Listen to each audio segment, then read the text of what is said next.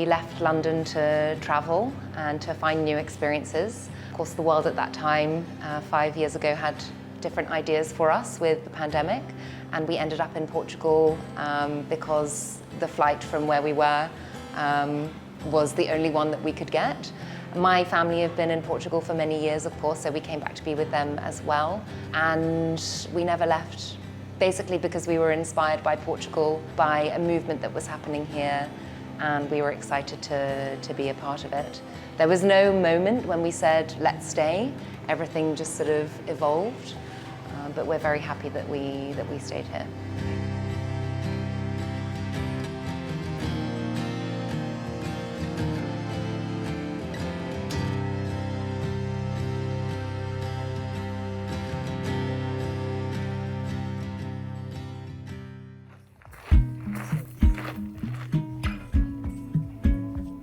When we first arrived in Portugal, we spent lots of time travelling around the country, mainly because that's what our idea had been when we left London originally. We travel for food and for wine. So when we were on our discovery, we ended up spending lots of time with winemakers, with producers, people that in normal circumstances may not have had a lot of time because of many tourists being in the country. It gave us the privilege of being able to get to know them and to understand their emotion and their excitement for what Portuguese gastronomy could be.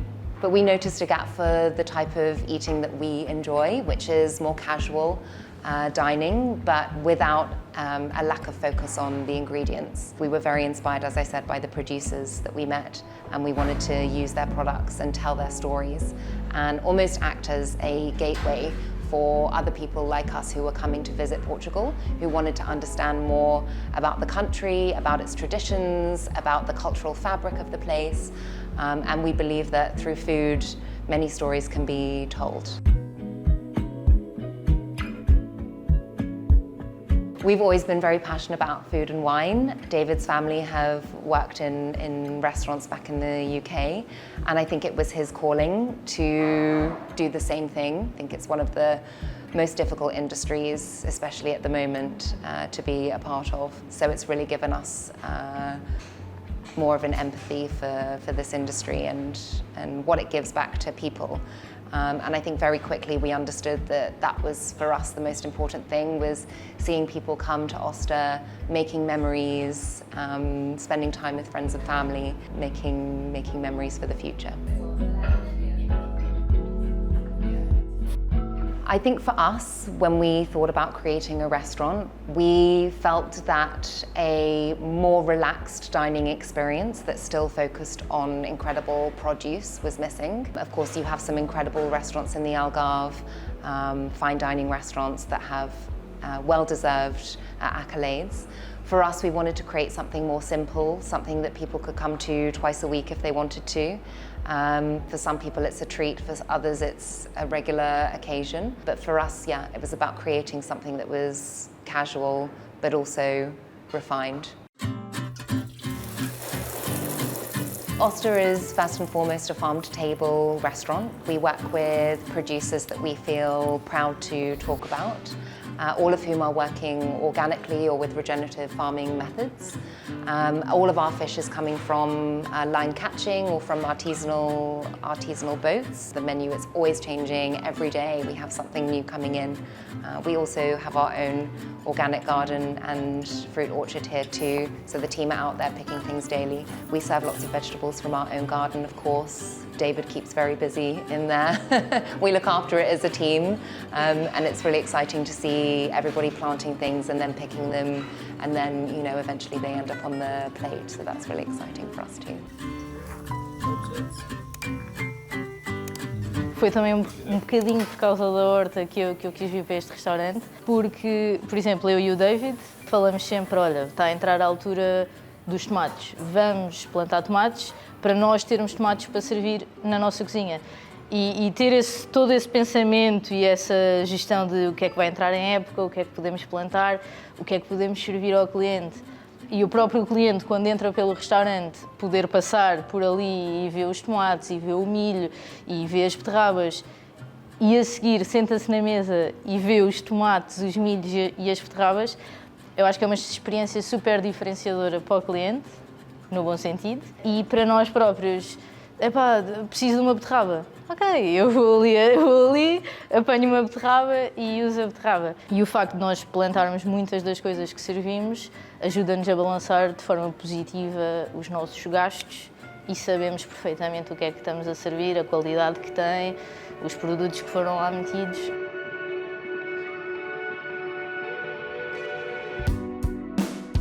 Eu estava muito bem em Lisboa, estava a trabalhar com um chefe que eu gostava muito, a fazer comida que eu gostava muito, e até foi o David e a Emma que me contactaram primeiro, quando da abertura do restaurante, e disseram, pá, não queres vir para aqui? E eu disse, eu estou bem aqui onde estou, deixem-me lá estar aqui, para já ainda não vou.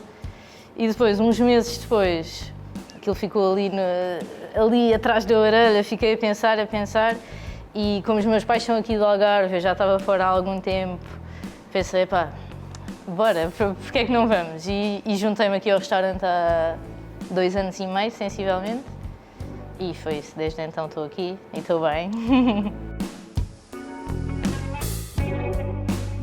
Para mim, a altura da refeição sempre foi muito sagrada na minha família, sempre foi a altura à mesa, quando sentávamos os 4, os meus pais e a minha irmã, e falávamos do que é que tinha acontecido no dia, o que é que tinha sido bom, o que é que tinha sido mau. E foi um bocado por isso que eu quis vir para a cozinha, porque eu quero poder dar às pessoas, num momento que eu acho que é tão importante, uma boa coisa. Portanto, eu não quero que elas digam nada, eu quero que elas gostem do que é que estão a comer e que eu possa fazer esse dia, esse momento de partilha que elas estão a ter, num momento melhor, porque a comida é muito boa.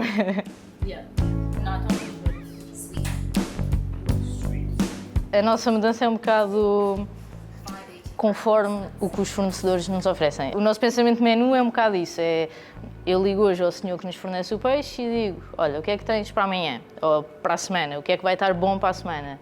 Isto de peixe, legumes, carne, é a mesma ideologia. E ele diz-me, olha, para a semana vou ter uns salmonetes que vão estar ótimos. Ou para a semana vou ter um lingueirão. Para a semana vou ter crojetes. E com base no que eu sei que vai estar bom, aí depois começa o pensamento do que é que vai entrar no menu.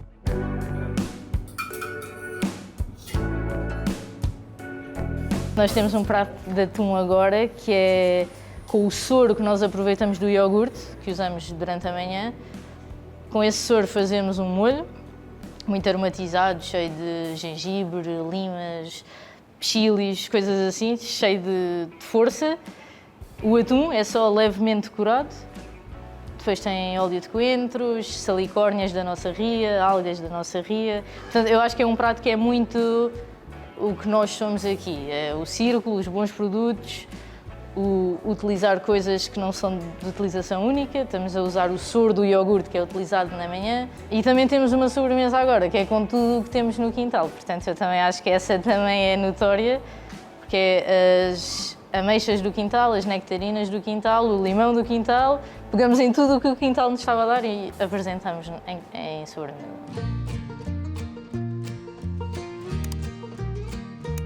We also at Austa want people to feel excited about the possibilities of travelling through Portugal and what this country can offer them beyond the beach and beyond the resorts. We are located in an area, of course, in the Algarve, which has one of the highest touristic visitors in the country. And a lot of our clients have been coming here for many years, but often through their experiences here, they discover new places.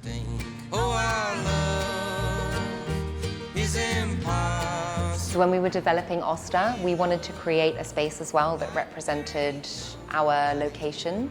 We worked with an incredible studio in Lisbon called Studio Gamero, founded by João Gamero. Together he helped us concept a space that really reflected the cultural tapestry in the Algarve, the history of the place, working with natural materials and things that represented the heritage and history of craft in the region. One of those things was our copper lamps, and the other was our salt bench. We live next door to the salt mine, and we would drive past it every day and think, I wonder what's down there. And one day we decided to go down. we found these incredible blocks of 200-million-year-old salt. We asked them to create hand-cut pieces for us, and we created the salt bench ourselves. It represents not just recent history in Portugal, but history of millennia, and when Portugal was part of a continent as opposed to an individual country.